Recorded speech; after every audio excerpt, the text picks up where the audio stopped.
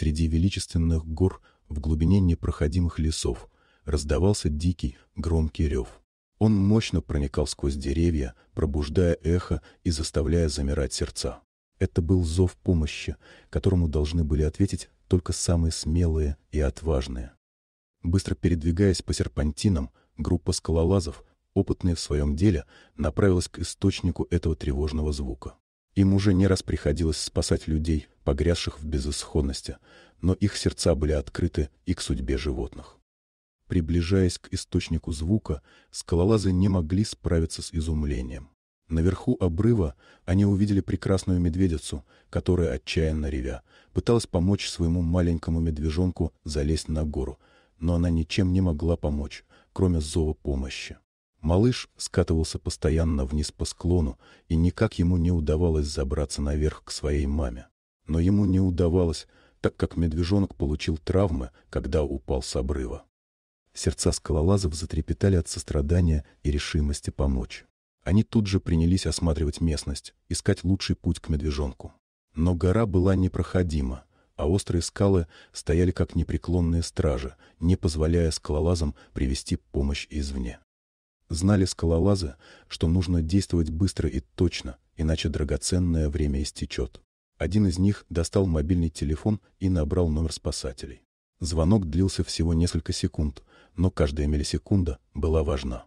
Он сказал, что с обрыва упал медвежонок, он в затруднительном положении и необходимо спасти как можно скорее. Опытные спасатели не медлили и тут же отправились в действие на своем вертолете. В таких ситуациях их мастерство и опыт были бесценными. Взлетев в воздух, они следовали своей цели — спасти жизнь медвежонка. По мере приближения вертолета к обрыву, мама-медведица стала встревоженно ходить вдоль обрыва, она не понимала, что происходит, и опасалась людей и шум вертолета. Медвежонок, полный страха и искалеченный от падений, продолжал пытаться взобраться на гору. Когда вертолет наконец-то снизился до уровня обрыва, спасатели выпустили специальную сетку.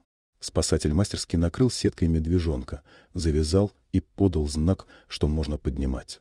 Одно неверное движение, и спасение останется лишь мечтой. Когда медвежонок достиг вершины, благодаря спасателям, он сел рядом с медведицей, которая была счастлива, и они убежали вглубь леса. Пережив эту удивительную историю, скалолазы и спасатели остались на обрыве, однако их сердца были полны радости и удовлетворения.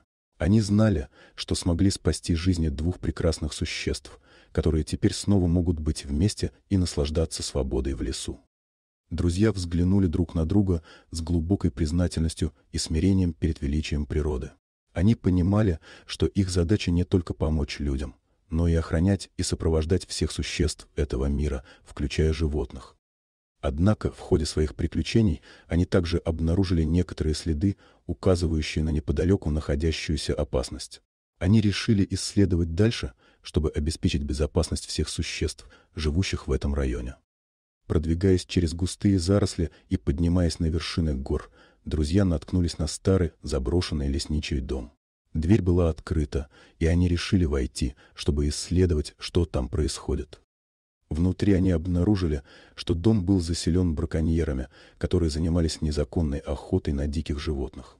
В комнате стояли разнообразные оружие и снаряжение, а на столе лежали списки с видами животных, которых они планировали убить. Скалолазы и спасатели поняли, что им необходимо прекратить эту преступную деятельность и защитить животных от браконьеров.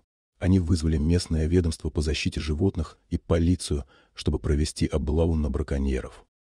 Вместе с правоохранительными органами они организовали спецоперацию, чтобы задержать браконьеров и освободить пленных животных. Это была опасная миссия, но друзья были готовы исполнить свой долг и защитить природу. В ходе операции браконьеры оказались в полной неожиданности. Они были быстро и эффективно задержаны, и их предприятие разгромлено. Все животные, которых они держали в плену, были освобождены и возвращены в свои естественные среды обитания.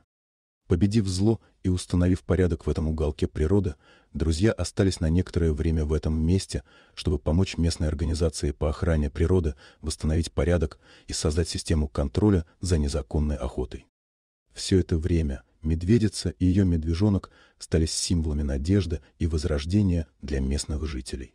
Их история поведала о силе любви и сострадания, которые способны преодолеть самые сложные испытания. В итоге местные жители узнали об истории спасения и борьбы против браконьеров, и они были вдохновлены на защиту природы и сохранение окружающей среды.